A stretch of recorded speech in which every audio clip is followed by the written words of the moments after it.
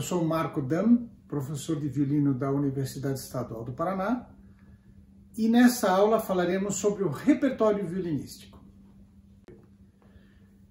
Como vimos na aula de História, o violino, logo após o seu surgimento, já caiu nas graças dos compositores, dos intérpretes, e é um instrumento que acabou virando uma fonte de inspiração para 4 séculos de música.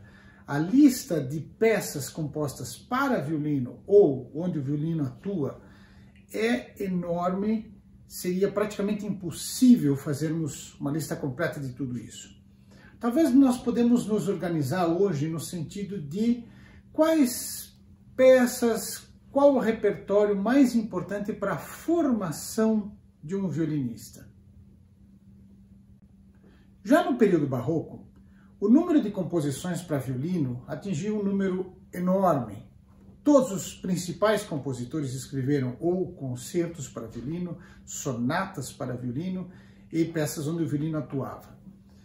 Nós temos Vivaldi escreveu dezenas de concertos, Tartini escreveu dezenas de concertos, peças separadas, peças virtuosísticas, peças para violino solo.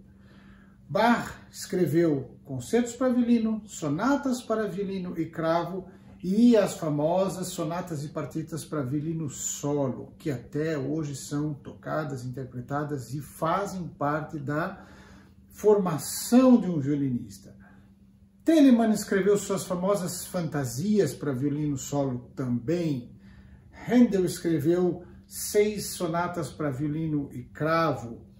Então, o período barroco foi extremamente fértil na produção.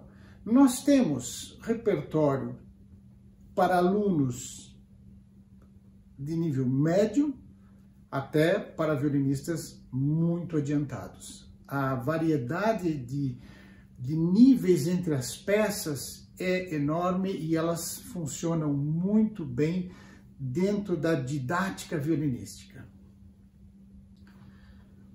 No classicismo, temos Haydn, que escreveu 2 concertos para violino, uma sinfonia concertante onde o violino atua como um dos instrumentos solistas, escreveu sonatas para violino. Nós não vamos aqui mencionar os quartetos ou a música de câmara, como já vimos, a lista ficaria tão grande que seria impossível fazer tudo isso. Mozart escreveu 5 concertos para violino, uma sinfonia concertante, várias dezenas de sonatas para piano e violino, é o que a gente chama, porque nesse caso o violino não atua como um instrumento principal acompanhado pelo piano, é um duo. Então as sonatas se chamam sonatas para piano e violino.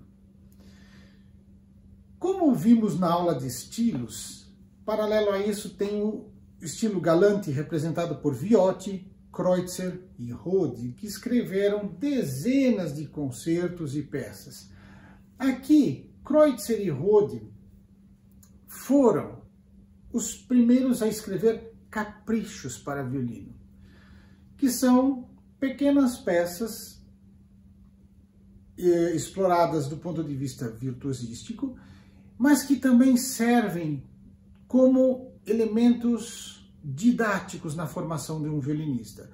Todo aluno de violino vai passar pelos estudos de Kreutzer, vai passar pelos estudos de Rode, vai passar pelos caprichos de Fiorillo e vai passar pelos concertos de Viotti também. No romantismo, surgem os primeiros grandes concertos para violino.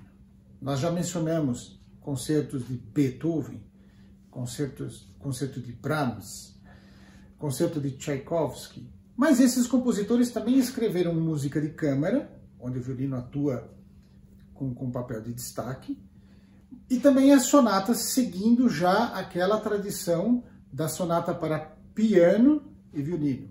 Beethoven escreveu 10 sonatas, Brahms escreveu 3 sonatas, Schumann escreveu 2 sonatas e mais um concerto para violino também.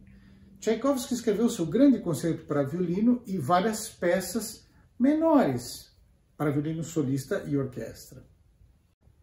Ainda nesse período, os violinistas virtuosos compositores, como vimos também na aula sobre estilos, escreveram seus concertos para violino e orquestra e peças menores, peças virtuosísticas. E ainda seguindo a tradição dos caprichos, Paganini escreveu os seus famosos 24 caprichos, é o seu Opus 1, sua primeira obra.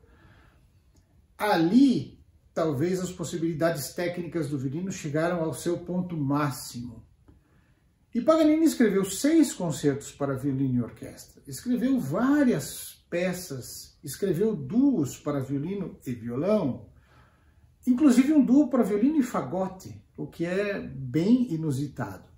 Lipinski escreveu vários concertos, o mais famoso deles é o Concerto Militar, escreveu caprichos para violino solo também. Wieniawski tem 2 concertos para violino, e Wieniawski escreveu peças solos, mas ele não chama de caprichos, ele chama de escola moderna de violino, que tem o mesmo nível dos caprichos de Paganini. As dificuldades são imensas e são sempre desafios para qualquer violinista. Vieuxtemps, compositor belga, um dos expoentes da escola franco-belga de violino, também escreveu diversos concertos, 5 ao todo, e muitas peças para violino e piano, e também grandes duos. Sarasate é um caso interessante porque ele não escreveu nem caprichos e nem concertos. Todas as suas peças são de gênero de inspiração popular. Sarasate era um violinista, um grande virtuoso espanhol, e explorou a música do seu país em peças maravilhosas para violino. É uma coleção bastante grande de peças virtuosísticas baseadas em folclore espanhol. Ernst, um virtuoso alemão, que compôs peças incrivelmente difíceis e desafiadoras, e nesse caso ele escreveu também muitas fantasias para violino e orquestra baseadas em temas de ópera. É um assunto à parte, isso até então ninguém tinha feito.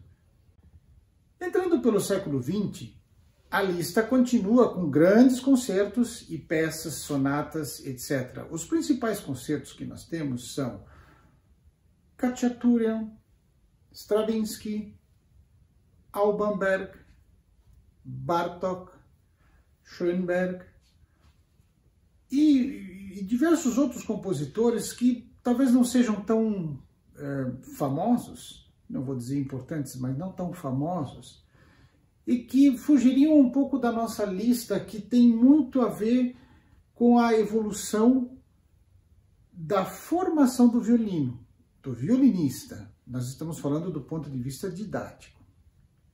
O repertório brasileiro para violino também é bastante rico.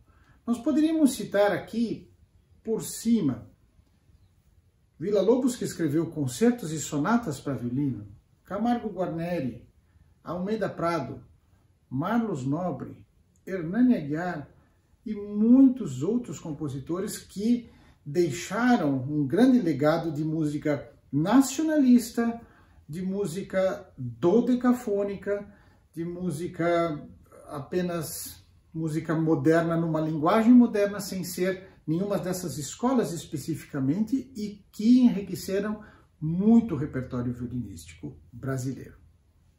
Portanto, já que o nosso repertório para violino é tão grande, tão extenso, cabe ao professor ou à professora saber escolher a peça certa no momento certo para o seu aluno. O que ela tem para contribuir sob o ponto de vista técnico, sob o ponto de vista do desenvolvimento artístico desse aluno, sob o ponto de vista do desenvolvimento do conhecimento da história da música e onde o violino está inserido dentro dessa história.